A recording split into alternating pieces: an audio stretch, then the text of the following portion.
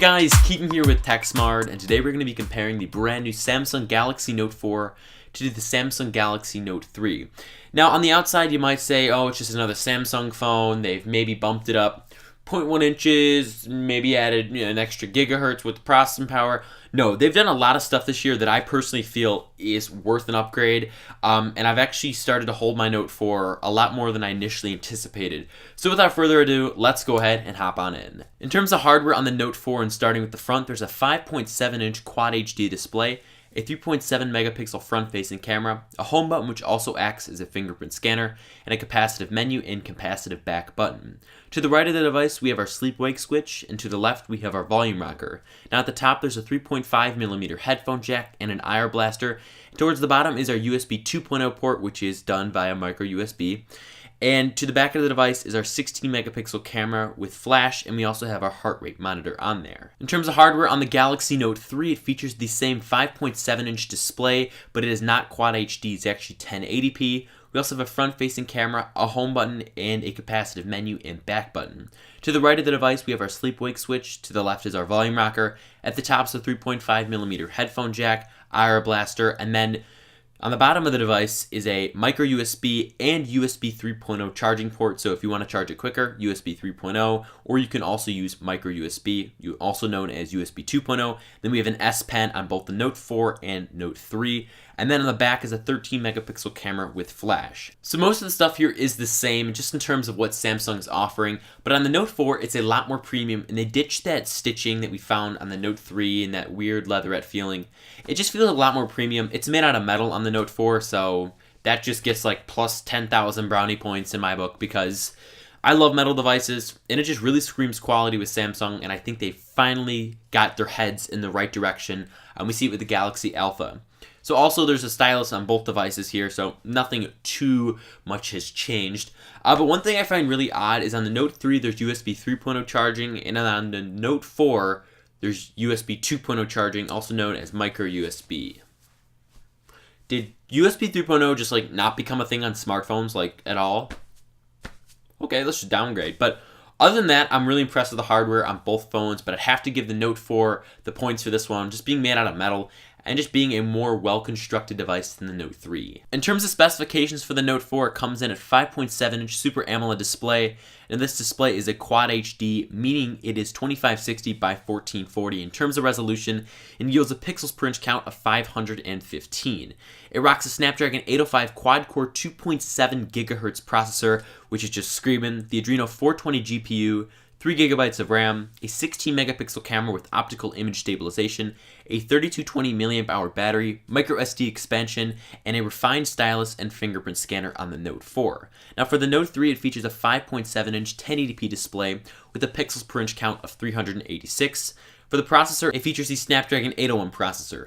That's a quad-core processor and clocks in at 2.3 GHz. It features the Adreno 330 GPU, 3 gigs of RAM, a 13 megapixel camera with Ultra HD video capabilities, also found on the Note 4, a 3200 mAh battery, micro SD expansion, and the S Pen. So from a specification standpoint, and this is where my inner spec head just comes out, the Note 4 takes the cake here. I mean, it's Quad HD. That just is beautiful. You're getting a lot more pixels per inch. You're getting a processor that is better because, there's more gigahertz, and it's an 805 instead of an 800. You're getting a refined stylus, which I personally love, and you're getting a better GPU. I mean, in essence, that's literally all you are getting. The screen size is the same. It feels pretty much the same, just in terms of appearance on the front. Obviously, the build quality is going to alter that a little bit. But for the most part here, the Note 4 is definitely a worthwhile upgrade in terms of specifications alone. Now, in terms of software on the Galaxy Note 4, it's running Android 4.4.4 KitKat, and the skin on here is TouchWiz. Now, some of the pros to TouchWiz is it adds some nice features. I personally like some of the stuff Samsung has done, especially with S-Health. I find that really cool.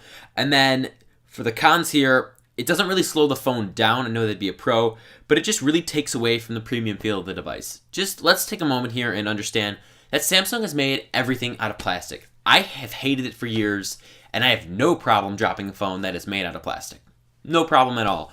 But now that it's made out of metal, it just gives me a little bit more appreciation for the device, and that's probably why it's been in my pocket for the last week, every single day. I mean, I love a metal phone. I love the HTC One M8. and I love my iPhone 6 and 6 Plus. So just goes to show you that I'm a big fan of better build quality, and Samsung has finally just gotten their heads in the right direction, so I really do applaud that. But some flaws with the software is that it just appears that Samsung's trying to do too much, trying to cover every boundary, trying to just do way more than they should be doing. They should take an approach like Google, make it an unadulterated Android experience, and just go from there. I mean, people like a vanilla experience of Android. I mean, I would even almost come out and say it's a fact. So that's just me. I mean, I like TouchWiz. I like it from just being able to function, and that's kind of pushing it.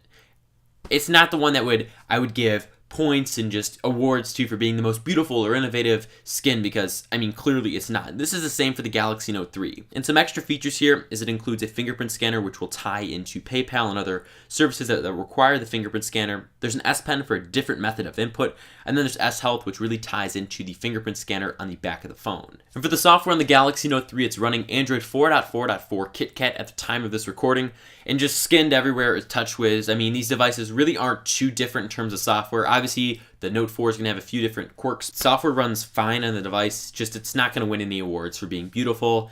And it really feels cartoonish, outdated, blocky, and I mean, I'm not that big of a fan of it. So here's what I propose to Samsung. Please take Android L. Take it. Just run with it. Make it amazing. Make your devices have an amazing software experience. I mean, honestly, go into the settings menu on any new Samsung device on Android 4.4.4 KitKat and tell me how clustered that looks. You just show, I mean, there's like 100 different options. We don't need that, Samsung. How about you create a software that just looks freaking fantastic, runs really well, doesn't try to just do everything in the space of smartphones that maybe, oh, this consumer might want to do this or this consumer might want to do this, and make a reformed, just software experience. Like, that is what I want in a phone. And just to give you guys some preference here, I use the OnePlus One on a daily basis. Not because I love the backing or love the hardware or I like what the company has done, because not a chance in hell. I cannot stand the company, but I love the device, which it's a little bit different. And I love the software experience on there. While it is skinned, it's a different version, and it just kind of gives me a little bit different of a taste, and I like that. I also love the Nexus experience. I love the Motorola skin. I love the HTC skin. If you're going to do a skin, and you just really want to do a skin and can't let the skin go, look at what HTC is doing. Look at what Motorola is doing. They're giving consumers the experience to have a nice, clean software experience and still get stuff done. On my Samsung Galaxy Note 4 and Note 3, there were points in time where I was holding the phone and was just like, am I really being productive? Like, am I seriously being productive trying to scavenge through every single menu here to try to find it? I mean, there's definitely a learning curve here, no doubt. But I mean, I think if they change the software experience, and hopefully they do with Android L, so big that a separate event needs to be had for it, I think this phone could knock it out of the park. For displays on the Note 4, it features a 5.7-inch 2560 by 1440 display, coming in at a pixels per inch count of 515. I mean, what needs to be said about this display? It looks freaking beautiful. Colors pop off the page a little bit because it's the Super AMOLED display, and colors are a little bit oversaturated, which I don't have a problem with. And this display, compared to the Note 3, which is a 5.7-inch 1080p display with 386 pixels per inch, there's definitely a difference, and you can see it if you hold them side by side, as we are showing you in the video as best as we can. I mean, it's night and day. Which one's better? That's pretty much it. The clarity on the Note 4 is there.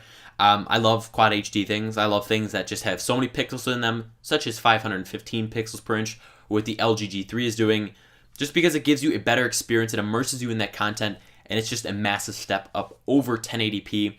But I mean, for the Note 3, it's fine for what it was, but I mean, the Quad HD option is looking pretty nice. For the camera in the Note 4, it rocks a 16 megapixel camera, has optical image stabilization, it can shoot Ultra HD, also known as 4K video, and the photos on here just turn out fantastic. It's very similar to the Samsung Galaxy S5's camera, and I was really satisfied with it. So your shots are going to be on point, and I love how optical image stabilization really does take effect. I mean, no one can really hold their hands perfectly steady if they are taking a video, whether that's portrait or landscape mode. So optical image stabilization comes in, helps out there, and just gives you your end product a cleaner feel.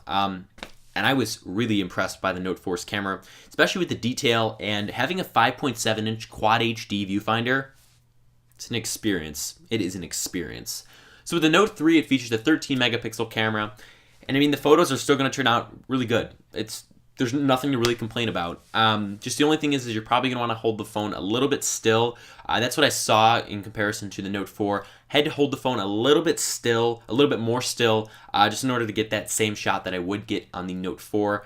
So I mean, just when you compare the camera, I'd obviously pick the Note 4 here, but both phones' cameras do perform very well. For battery size on the Note 4, it's a 3,220 milliamp hour battery, and for the Note 3, it's a 3,200 milliamp hour battery. So I mean, when we're comparing these together, they're pretty much the same. Battery life is pretty much similar on both. Now on the Note 4, I was able to get around a day and a half to 2 days worth of use. 2 days was more moderate usage, a day and a half was more heavy usage. And then on the Note 3, I was able to get around a day and a half, and that was at pretty hardcore usage. And then just a little bit over a day and a half when I was using it just moderately, and it was just chilling out. So I mean, battery life on these devices, and I'll just come out and say it, phablets are a good thing. Pockets might not like it, but bigger batteries help everyone. I'll just give you guys a little testimonial here. My iPhone 5S required me to charge it 3 times a day just to get through it. I don't have to do that with the iPhone 6 Plus. I sure as hell don't have to do it with the Note 4. The Note 3, I didn't really ever have to do it. I would just come home at night, put it on the charger, and just not have to worry about usage or anything like that. And that's what smartphones should be about. They should be about batteries that can perform to what your usage is. Obviously, if you're streaming or tethering the entire day, it's going to be a little bit different. But for someone who wants to browse the web, watch a video here and there, respond to emails constantly, like what I do, you need a phone that can do that. And my 5S just could not. And I'm really happy it's included on the Note 4, and I just loved the battery life on there, alongside with the Note 3's battery life. So just to wrap things up here, the Samsung Galaxy Note 4 is an excellent phone. The 5.7-inch Quad HD display, it's a beaut. It's beautiful. I loved every single moment I was just using it, taking pictures, watching video. It looks fantastic.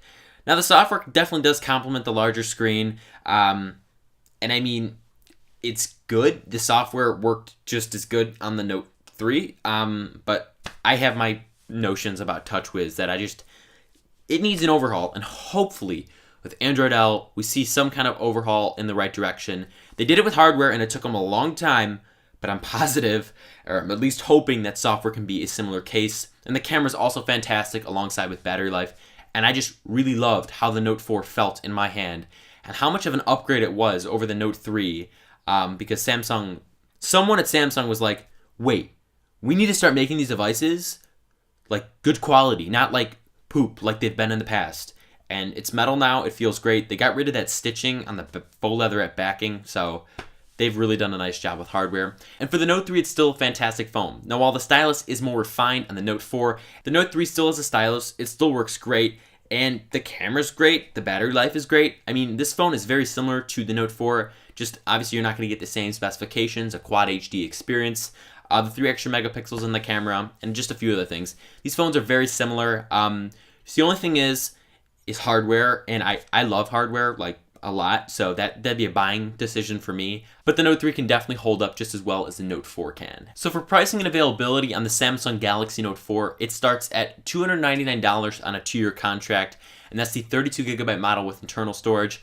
I would just honestly recommend just getting that, buying a microSD, which are super cheap on Amazon, putting it in there. You can have every trilogy to any movie that you really ever wanted. Back to the Future, go check that out. It's a good one. So it comes in 4 colors: black, white, pink, and gold.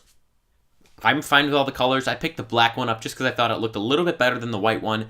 And typically I buy all Samsung devices in white because that's just, I don't know, I've always liked the white Samsung devices more, but the black one definitely looked a little bit more enticing. In terms of pricing and availability on the Samsung Galaxy Note 3, it's available in 4 colors: black, white, red, and pink, and it starts at $199 on a 2-year contract for the 32GB model, and that's at the time of recording this video. Now, it might be subject to change because of the Note 4 has been unveiled, and that's obviously going to be the flagship, so they might want to sell a few more Note 3s and drop the price down even further than $199 for a 2-year contract. And in some places, depending on the year, maybe Black Friday, you can pick a Note 3 up for free, or even in some cases, maybe even the Note 4, just depending on where you shop. But as a whole, both of these devices are fantastic, and if you value screen quality, specifications, and hardware, then the Note 4 is a no-brainer. Thank you guys so much for watching this video where we compared the brand new Samsung Galaxy Note 4 to the older Samsung Galaxy Note 3. If you guys enjoyed this video, then go and drop me a thumbs up down below, as it really helps the channel out a bunch, and it just lets me know that you guys want more Samsung Galaxy Note 4 coverage. Also, while you're at it, drop me a comment down below letting me know what you guys think of the brand new Note 4. Are you going to pick one up? Are there other devices that just seem better to you? I'd love to know your thoughts in the comment section down below. Finally, go and subscribe to the channel to be notified when a brand new video does come out, because guys, we have a lot more Note 4, iPhone 6, 6 Plus, the HTC M8i, which apparently is a better camera, which will change a lot of my opinions. So there's a ton of stuff in tech coming up, so just click the subscribe button. It's free and you'll be notified when a brand new video does come out. Thank you guys once again, and I look forward to seeing you in my next video.